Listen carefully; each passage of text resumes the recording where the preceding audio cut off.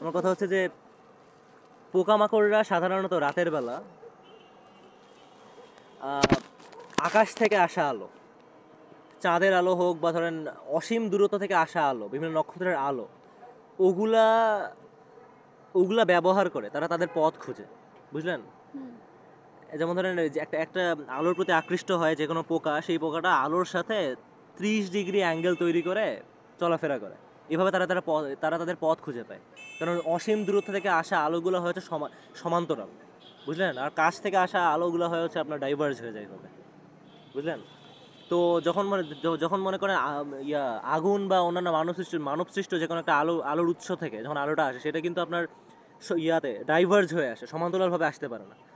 তো যেহেতু আলোগুলো সমান্তরাল না, একটু তেরা বেঁকা হয়, সেই কারণে ওই পোকামাকড়রা তাদের পথ ঠিক মতো খুঁজতে পারে না, বুঝলেন?